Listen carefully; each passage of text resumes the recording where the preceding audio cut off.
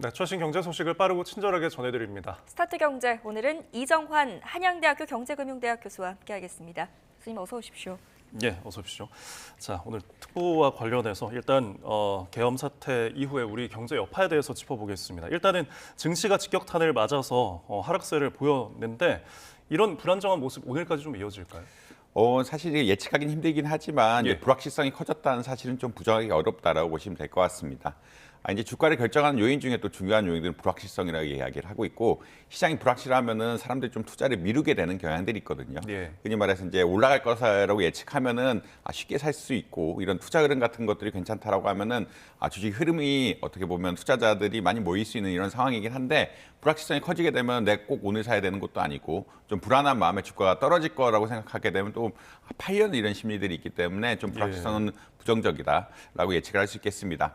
최근에 사실은 뭐 SK 하이닉스라든지 삼성전자가 배당 수익이 괜찮을 거기 때문에 외국인 투자자들이 다시 모일 것이 아니냐라는 의견 같은 것들이 좀 있었는데, 이것도 또 우리나라 정치가 좀 불안하게 되면 외국인 투자자 역시 우리보다 더 불안해할 가능성이 높거든요. 그렇기 때문에 좀 투자가 지연되는 것이 아니냐, 또 가격 같은 것들이 사실 이게 우량주가 가격이 올라가야 흔히 말하는 지수 같은 것들도 전반적으로 올릴 수가 있는데, 예. 그런 것들에 대한 좀 부담감들이 늘어나고 있다라고는 이해하실 수 있을 것 같습니다. 뭐 환율 역시 마찬가지인데 어제 저녁에, 어제 새벽이죠. 어제 새벽에 한 1,450원 근처까지 갔다가 어제는 안정이 되면서 1,410원 조금 아래에 마감이 된 것으로 알고 있는데, 불확실성이 커졌다는 얘기는 환율 역시 좀 변동성이 커졌다라는 이야기로 볼 수가 있고, 이런 것들이 좀 빨리 해소가 되지 않으면은 투자자들의 심리는 좀 위축될 수밖에 없고, 외국인 투자자의 흐름 역시 좀 부정적일 수밖에 없다라고는 말씀드릴 수 있을 것 같습니다. 네, 계엄 선포의 충격파가 재계에도 미쳤습니다. 이 긴급 사장단 회의가 또 열리는가 하면 이 예정돼 있던 출장들도 모두 다 취소되는 등 밤새 또 이 소식에 눈을 뒀을 것 같아요. 이게 사실 굉장히 중요한 뉴스라고 보시면 될 것 같고요. 네. 어떤 의미냐면 이제 대기업들은 이미 글로벌 기업들이고, 글로벌 기업들의 특징은 물건을 사가는 사람들 혹은 이제 자기의 투자한 사람들 모두 외국인입니다. 외국인이고, 이런 정치적 상황에서 브리핑을 하지 않는다면은 투자자들이 돈을 어떻게 보면 회수해 간다든지, 네. 혹은 이제 상품 거래에 대해서 이게 계엄령이 내려진다고 하면은 혹시 이제 제품 조달이라든지 약속했던 계약이 이행이 되는 것이 아니냐, 안 되는 것이 아니냐에 대해서 설명을 해줘야 되거든요. 설명을 예. 해줘야 되기 때문에 이런 불확실성 같은 상황들, 불확실성이 커지는 상황들은 굉장히 중요한 이슈라고 보시면 될 것 같고, 특히나 이 정치적으로 봤을 때 이런 어떤 계엄령 같은 사태들은 이런 생산 자체에 문제를 줄 수 있는 이런 상황들이기 때문에 투자자들 그리고 이제 커스터머들이라고 이야기하는데, 사는 사람들에 대한 어떤 설명도 굉장히 많이 필요하다. 그렇기 때문에 이 상황에 대해서 분석을 하고, 이 분석을 어떻게 전달해야 될지를 정확하게 대응을 해줘야 되기 때문에 경영진들이 모일 수밖에 없는 이런 상황들이다라고 아마 이해하시면 될 것 같고요. 네. 사실 이 상황이 끝이 아니라 미래 어떻게 될 것이고, 그렇지만 우리는 이 제품을 정확한 시점에 조달할 수 있고 어느 날 수익률을 내는데 전혀 문제가 없다는 것을 밝혀줘야 되는 상황들이기 때문에 아무래도 이제 긴급하게 모일 수밖에 없다라는 이야기가 나왔습니다. 이 외에도 LG는 예를 들어서 이제 그 국회 근처에 근무하는 직원들 재택해라라는 이야기가 나올 정도로 네. 근로자의 안전에 대한 이슈도 있고요. 이런 사실 혹시나 모르는 시위라든지 이런 게 발생하게 되면은 근무 환경 같은 것들이 또 문제가 될 수가 있으니까, 이런 것들 전반적으로 어떻게 보면은 흔히 말하는 그 커스터머라든지 이 어떤 투자자 이런 것들에 대한 안심을 도모하고, 그다음에 임직원이라든지 이런 것들의 안전을 도모하는 이런 긴급 회의를 할 수밖에 없는 이런 상황이었다라고 아마 이해하시면 될 것 같습니다. 네, 여의도에 있는 기업들이 굉장히 불안했을 것 같습니다. 그리고 지금 한밤중에 선포된 이제 계엄에 대해서 시민들도 많이 이제 불안을 떨었었는데, 일단 과거에 이제 계엄을 경험했던 이제 5060 세대가 있죠. 트라우마를 겪었는지 생필품을 굉장히 많이 사려고 해서 편의점에 이제 몰리면서 통조림 같은 것들이 많이 팔렸다고요? 사실 이제 예전에 라면이라든지 이런 거 사는 사람이 많았다라고 이야기하겠는데, 예. 어제는 통조림이 가장 많이 팔렸다는 이야기를 하고 있고요. 아무래도 예. 혹시나 이제 장기적으로 가려고 하면은 보관이 용이한 통조림 같은 것들이 더 사지 않았을까라는 추측은 하고 있습니다. 근데 이제 이것이 정확한 예측은 아니고, 그렇지만 전반적으로 즉석밥이라든지 생수라든지 라면이라든지 통조림 판매량이 거의 100%, 거의 통조림 같은 게 300% 이상 늘어나면서 예. 불안감에 대한 일단 반영이라고 일단은 생각은 하고 있습니다. 네. 결국은 이런 정치적 상황이 불안해지면은 물건의 공급 같은 것들도 소요가 좀 커진다든지 이런 시위 같은 것들이 커지게 되면 혹시나 이제 공급망 같은 것들이 좀 문제가 되지 않을까. 그 미리 사놓게 되면은 또 통조림 같은 것들은 또 오래 보관할 수도 있는 것들이라 이런 네. 것들에 대해서 즉석밥이라든지 라면이라든지 이런 것들 좀 미리 사는 경향이 있었다라는 걸 말씀드릴 수 있겠고요. 다만 이제 이 계엄령이 해제가 되고 나서는 이러한 어떠한 심리가 좀 안정이 되면서 더 이상 뭐 사재기하는 현상들은 있는 것 같지는 않다라고는 이해할 수 있을 것 같습니다. 네. 그러니까 불안감에 결국 소비를 하게 되는 거고 특히나 장기적으로 보유할 수 있는 것들에 대해 소비를 하게 되는 거고 다만 이제 불안감이 조금 해소가 되면서 소비 차원에서 많이 해소가 되면서 이러한 이슈는 조금 향후에는 없을 것 같다라고는 말씀드릴 수 있을 것 같습니다. 네, 국민 모두가 가슴을 쓸어내려야 했던 밤을 보냈는데 이 여파가 지금 계속 될 것 같습니다. 금융당국은 유동성을 그래도 충분히 좀 공급을 하겠다 이런 입장인데 지금 이 정치적 불확실성 때문에 내년 2분기까지는 그래도 이 외국인들의 자금 이탈 가능성이 여전하다 이런 분석도 나오던데요. 사람들이 이제 결국 투자라는 것은 수익을 보고 투자를 하는 건데 네. 이게 정책 불확실성이 커지면 투자의 확신성이 떨어지게 됩니다. 투자의 확신성이 떨어지게 된다는 것은 내가 굳이 이 시점에 투자할 필요가 별로 없다.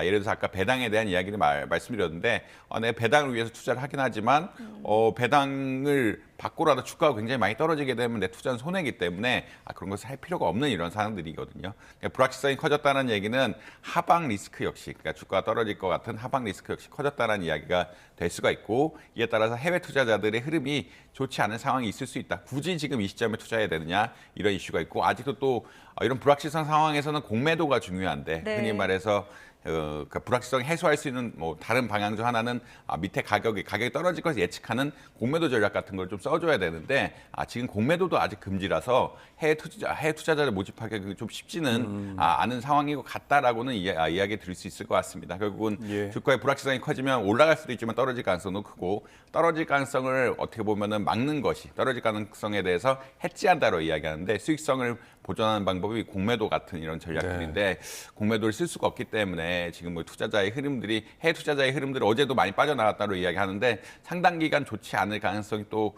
있는 것 같다라고 말씀드릴 수 있겠고 특히나 이제 대형주들은 이 해외 투자자들의 영향을 많이 받기 때문에 예. 주가에 좀 부정적인 흐름이 나타날 수도 있다. 이 정도는 말씀드릴 수 있을 것 같습니다. 알겠습니다. 네. 또 이번 사태로 인해서 대외 신인도 그러니까 국가의 어떤 신용 등급, 신용도에 대해서 조금 영향이 있지 않을까 하는 우려도 있거든요. 어떻게 보시나요?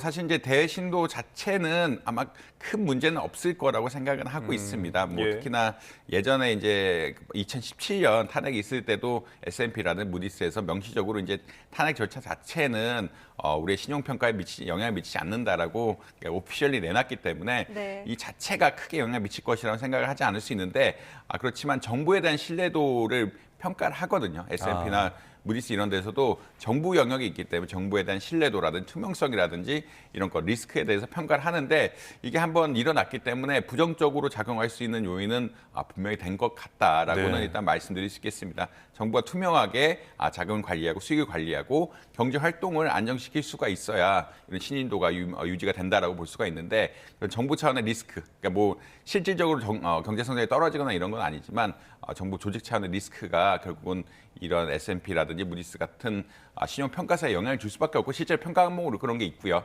이런 것들 때문에 조금은 부정적인 영향을 줄 수 있다. 그렇지만 뭐 단기적으로 등급이 하락하거나 이런 것을 예측하기는 쉽지 않은 것 같다라고는 말씀드릴 수 있을 것 같습니다. 예. 네. 이 계엄 사태가 경제 시장에 또 불러일으킨 후폭풍에 대해서 짚어봤는데 당장 내년이면 이제 트럼프 2기 체제를 맞습니다. 관세 폭탄의 사정권에 들었다는 분석이 나오면서 이제 대내외적으로 지금 사면초가에 빠진 우리나라 경제가 더 좀 불안에 떨지 않을까 이런 분석이 나오던데요. 사실은 지금 통상이 가장 중요한 분야라고 네. 이야기할 수 있는데 행정부의 통상 기능이 마비될까 좀 우려하시는 분들도 있는 것 같습니다. 네. 아무래도 이제 행정부 수반들이 지금은 사표를 낸 이런 상황이기 네. 때문에 결국 교섭을 하려 그러면 누군가 교섭 당사자가 있어야 되고 교섭 당사자가 있어야 되는데 지금 혹시나 이제 뭐 다른 과정들의 정치적 과정들 때문에 이런 교섭 당사자 명확하지 않으면 교섭 전략도 세울 수 없고 교섭 대응도 할 수 없고 이런 문제들이 좀 있을 수밖에 없다. 그러니까 사실은 지금까지는 미국 차원의 불확실성이 굉장히 큰 이슈라고 이야기했는데 네. 지금 한국 정부 차원에서의 어떤 행정부의 불확실성 역시 커진 상황이기 때문에 지금 가장 그러니까 트럼프 행정부가 들어온 1월 달에 가장 접근을 많이 해서 통상 교섭을 어떻게 해야 될지, 우리의 관세 문제를 어떻게 해결해야 될지, 또 우리 기업들이 미국에 가서 받는 이제 보조금 같은 것들을 어떻게 결정해야 될지 기민하게 대응을 해줘야 되는데 정부의 기능이 어떻게 보면은 이제 정부의 수장, 그러니까 행정부의 어떤 수장 혹은 이제 행정부 관료들이 제 역할을 못할 가능성이 높기 때문에 좀 불안해하는 기업들은 분명히 많다라고는 아마 이해하실 수 있을 것 같고요. 네. 빠르게 이런 것들이 해소되면서 우리도 하나의 채널을 가지고 정확하게 미국과 통상 교섭과 같은 것들을 하는 이런 상황을 만들어야 되는 것이 아니냐, 이렇게는 말씀드릴 수 있을 것 같습니다. 네, 이번 사태 여파로 뭐 양대 노총이 이제 대통령 퇴진 운동에 뭐 나서겠다 이런 상황인데 이렇게 시국이 어수선한 가운데 철도, 지하철 오늘 총파업에 이제 돌입을 합니다. 서울교통공사 노조는 일단 내일 총파업을 예고한 상태인데 이 갈등에 대한 쟁점을 좀 짚어주실까요?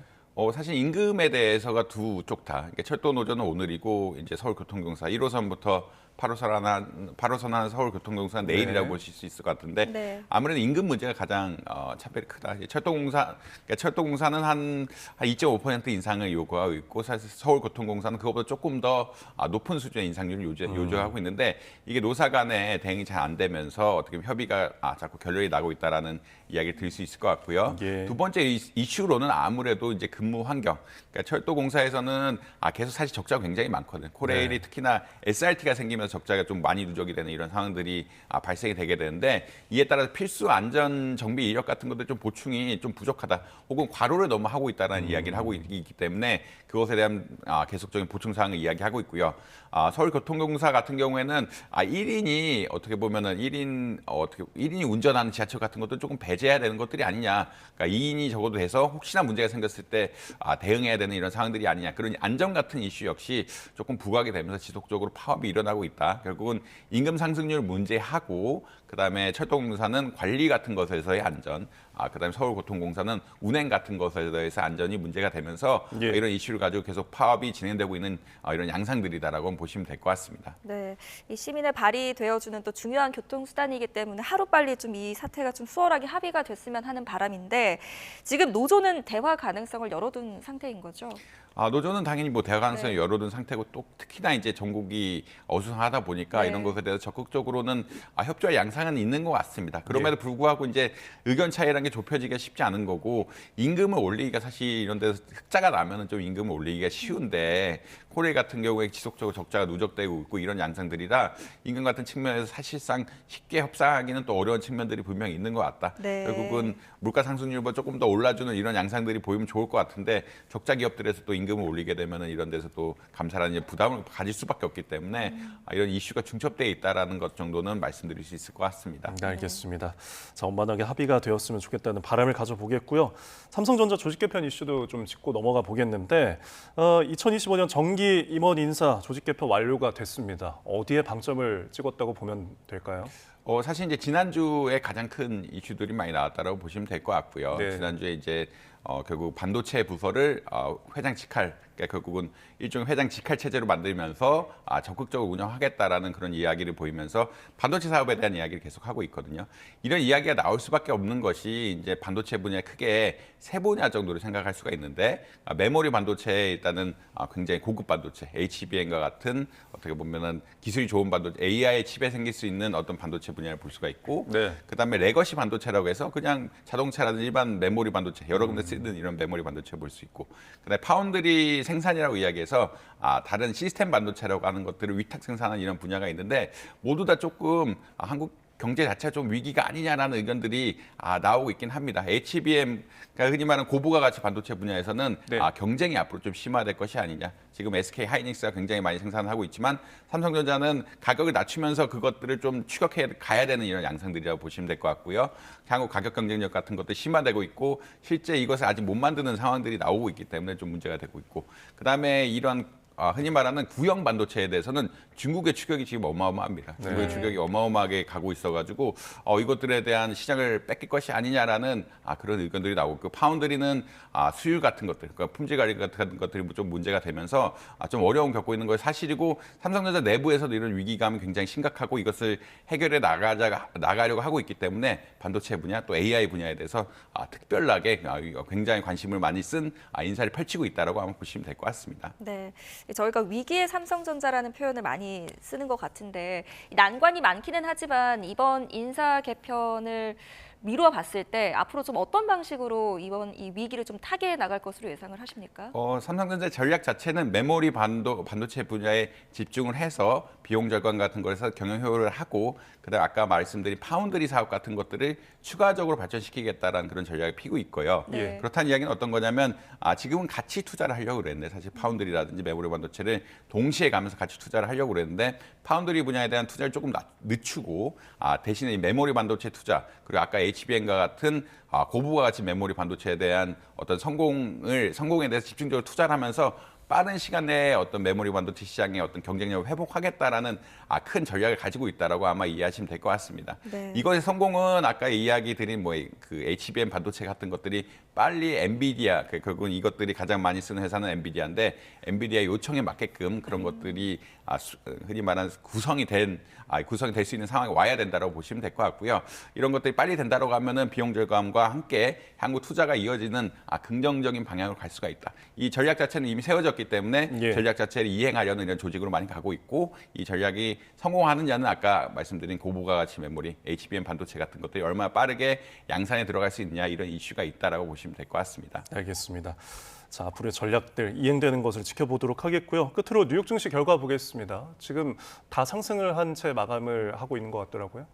지금 거의 산타 랠리급이라는 이야기가 나올 정도로 지금 시작이 아니냐라는 의견이 나올 정도로 지속적으로 오르고 있고 계속 사상 최고치를 경신한다 이야기가 나오고 있는데, 어제도 좀 많이 올랐죠. 다우라든지 S&P 500, 나스닥 많이 올랐는데 특히나 기술줄 중심으로 많이 올랐다는 이야기는 드릴 수 있을 것 같습니다. 예. 어제 가장 큰 뉴스는 아무래도 파월 의장의 발언인데, 네. 파월 의장이 경기가 나쁘지 않다, 경기가 생각보다 강하다는 이야기를 하면서 결국은 흔히 말 경기 침체에 대한 우려를 조금 불식시키면서 주식시장 부양하는 이런 양상을 보였다라고 보시면 될 것 같고요.